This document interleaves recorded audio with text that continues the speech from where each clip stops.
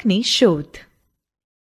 પ્રાચીન ગ્રીસમાં મેગ્નસ નામના ઘેટા બકરા ચરાવતા ભરવાડે જોયું કે તેના છેડા પર લોખંડનો ટુકડો જડેલી લાકડી કેટલાક ખડક સાથે ચોંટી જાય છે, જેને છૂટી પાડતી વખતે ખૂબ બળ લગાડવું પડે છે. આવા ખડકને મેગ્નેટાઇટ નામે ઓળખવામાં આવ્યા.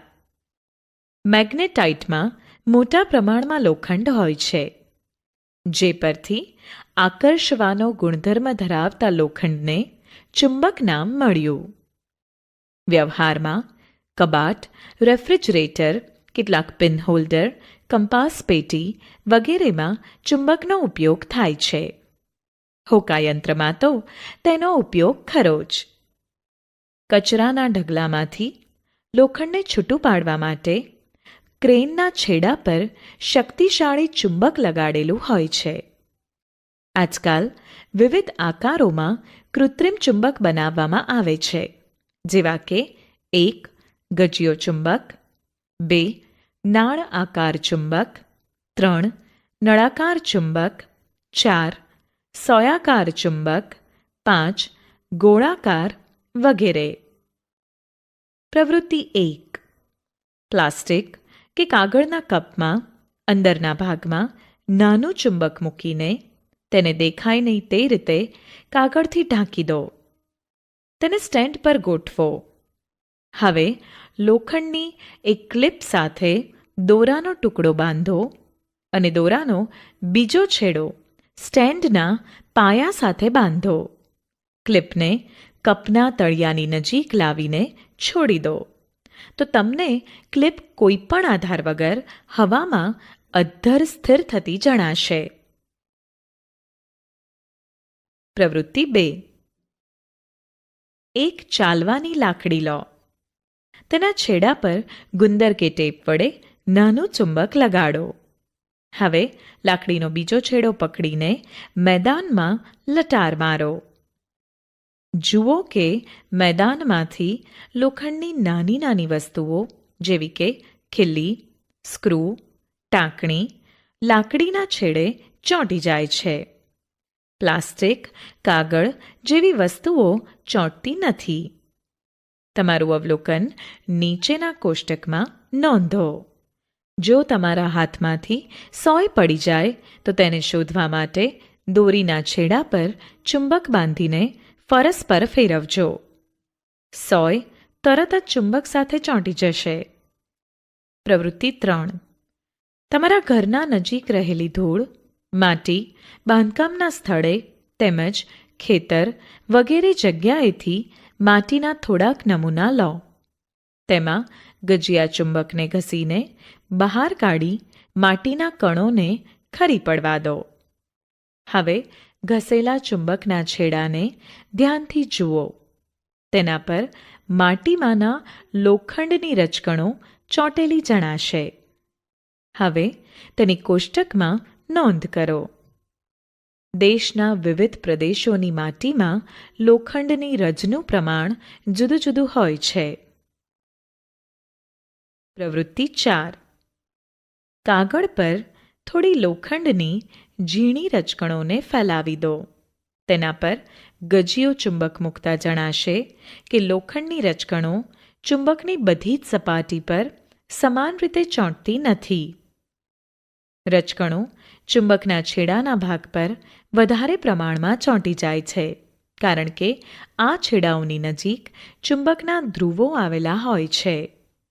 આ રીતે જુદા જુદા આકારના ચુંબકોને લઈ ઉપરોક્ત પ્રવૃત્તિ કરતા જે તે ચુંબકના ધ્રુવોના સ્થાન જાણી શકાશે.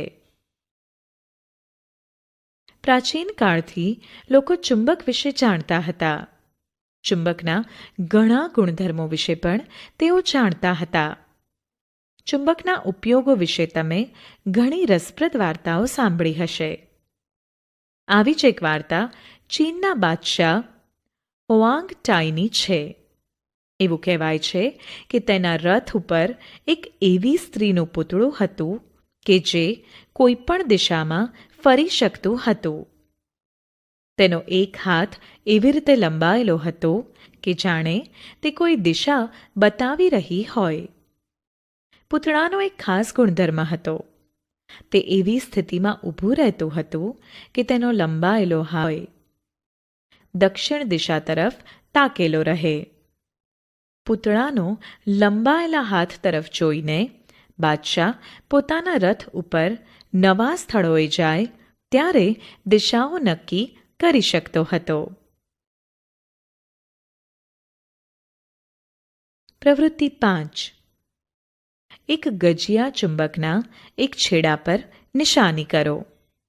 હવે તેને મધ્યમાંથી પાતળી દોરી વડે સ્ટેન્ડ પર એવી રીતે લટકાવો કે તે સમક્ષિતિજ રહે. ચુંબક ગોળ ગોળ ફરવા લાગશે. ચુંબકને સ્થિર થવા દો. જ્યારે તે સ્થિર થાય ત્યારે તેના બંને છેડાની સ્થિતિની નિશાની જમીન પર કરો. હવે ચુંબકને કોઈ પણ એક દિશામાં હળવેથી ધક્કો મારીને છોડી દો. ફરી તેને સ્થિર થવા દો. જુઓ કે ચુંબક સ્થિર થાય છે ત્યારે તેના બંને છેડાઓ અગાઉ કેટલી નિશાની પર આવી જાય છે.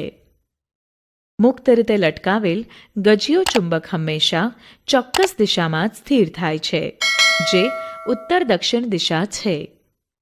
ચુંબકનો જે છેડો ઉત્તર તરફ નિર્દેશ કરે છે તેને ચુંબકનો ઉત્તર ધ્રુવ એન અને બીજા છેડાને દક્ષિણ ધ્રુવ એસ તરીકે ઓળખવામાં આવે છે, જેનો નિર્દેશ ચુંબક પર કરેલો જ હોય છે. ચુંબકના દિશા શોધવાના આ ગુણધર્મને આધારે વિકસાવેલા સાધનને હોકાયંત્ર કહે છે, જે ગોળાકાર, નાનું, કાગળથી ઢંકાયેલું બોક્સ છે, જેના અંદરના ભાગમાં ચંદા પર દિશા અંકિત કરેલી હોય છે અને મધ્યમાં ધરી પર ચુંબકીય સોય રાખેલી હોય છે, જે મુક્ત ભ્રમણ કરે છે. હોકાયંત્રને કોઈ પણ સ્થળે સમતલ સપાટી પર ગોઠવીને તેને ત્યાં સુધી ગોળ ગોળ ફેરવવામાં આવે છે જ્યાં સુધી તેની સોયના છેડાઓ ઉત્તર દક્ષિણ ન ગોઠવાય. હોકાયંત્રથી સોયના ઉત્તર ધ્રુવને ઓળખી શકાય તે માટે સામાન્ય રીતે લાલ રંગથી રંગવામાં આવે છે. જમીન પર તેમજ સમુદ્રની મુસાફરી દરમિયાન દિશાઓને સચોટ જાણવા માટે હોકાયંત્ર સદીઓથી વપરાતું આવ્યું છે.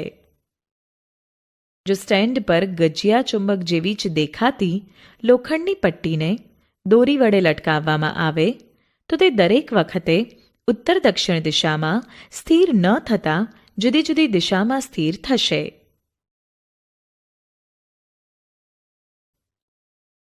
લોખંડનો એક લંબચોરસ ટુકડો લો.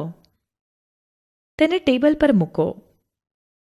હવે ગજિયો ચુંબક લો તથા તેના એક ધ્રુવને લોખંડના ટુકડાના કોઈ એક છેડા પાસે રાખો. ચુંબકને ઉંચક્યા સિવાય લોખંડના ટુકડાના બીજા છેડા સુધી તેની પૂરી લંબાઈ પર ઘસો. હવે ચુંબકને ઊંચું કરી અને તેના ધ્રુવને લોખંડના ટુકડાના જે છેડાથી શરૂઆત કરી હતી ત્યાં લાવો. ચુંબકને ફરીથી લોખંડના ટુકડા પર અગાઉ મુજબ જ ગોઠવો. આ ક્રિયાનું 30-40 વખત પુનરાવર્તન કરો. લોખંડનો ટુકડો ચુંબક બન્યો છે કે નહીં તે જાણવા પિન કે લોખંડની રચકણ તેની નજીક લાવો. જો ન થયો હોય તો આ ક્રિયાને થોડા વધુ સમય માટે ચાલુ રાખો. યાદ રાખો કે ચુંબકનો ધ્રુવ અને ગતિની દિશા બદલાઈ ન જાય. તમે લોખંડની ખીલી, બ્લેડ કે સોયનો ઉપયોગ કરીને પણ તેને ચુંબકમાં બદલી શકો છો. પ્રવૃત્તિ 6. લોખંડની એક પાતળી લાંબી સોય લો. તેને ચુંબક બનાવી દો.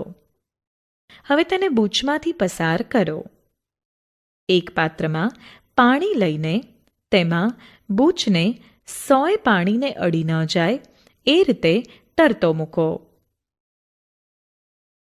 હવે બૂચને કે પાત્રને જુદી જુદી દિશાઓમાં ફેરવીને સ્થિર કરતા જણાશે કે તે હંમેશા સ્થિર થાય છે ત્યારે સોયના છેડાઓ ઉત્તર દક્ષિણ દિશામાં જ હોય છે. આ થયું આપણું સાદું હોકાયંત્ર. રમકડાની એક સમાન એવી બે ગાડી એ તથા બી નામ આપો. બંને ગાડી પર તેની લંબાઈની દિશામાં બે ગજિયા ચુંબક એવી રીતે ગોઠવો કે જેથી એ ગાડીના આગળના ભાગમાં ચુંબકનો દક્ષિણ ધ્રુવ રહે અને બી ગાડીના આગળના ભાગમાં ચુંબકનો ઉત્તર ધ્રુવ રહે. લીસા ટેબલ કે ફરસ પર એક લાંબી રેખા અંકિત કરો. તેના પર બંને ગાડીઓને એકબીજાથી થોડેક દૂર વારાફરતી એક જ દિશામાં, બે પરસ્પર સામસામેની દિશામાં ગોઠવો. ઉપરોક્ત બંને કિસ્સામાં બી ગાડીને સ્થિર રાખીને એ ગાડીને તેની નજીક લઈ જાઓ અને તમારું અવલોકન કરીને નોંધો.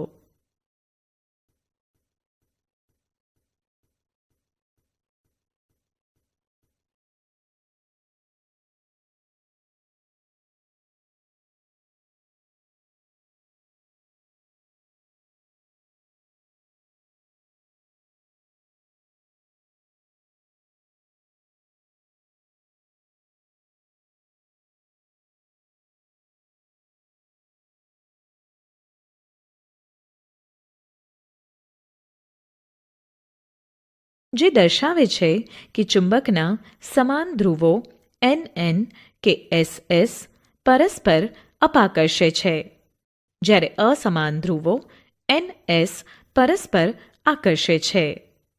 જો ગજિયા ચુંબકને હોકાયંત્રની નજીક લઈ જઈને તેના છેડાને સોયની નજીક લાવીને ગોળ ગોળ ફેરવો તો જણાશે કે હોકાયંત્રની સોય પણ ગોળ ગોળ ફરે છે. થોડીક ચેતવણીઓ. 1.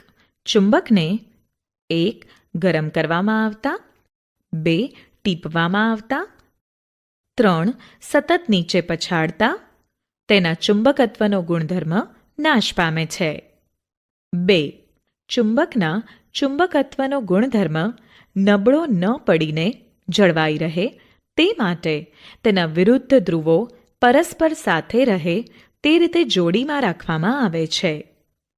તેમના ધ્રુવો પર નરમ લોખંડની પટ્ટીઓ તેમજ ચુંબકની વચ્ચે લાકડાની પટ્ટી ગોઠવવામાં આવે છે. નળાકાર આકારના ચુંબકના બંને છેડાના ધ્રુવોને જોડતી લોખંડની પટ્ટી રાખવામાં આવે છે. 3. ચુંબકને કેસેટ, મોબાઈલ, ટેલિવિઝન, સંગીતના સાધનો, કોમ્પેક્ટ ડિસ્ક તેમજ કમ્પ્યુટરથી દૂર રાખવા જોઈએ, કારણ કે ચુંબક આ બધા સાધનોની કાર્યપદ્ધતિમાં ખલેલ પહોંચાડીને તેમને બગાડી નાખે છે.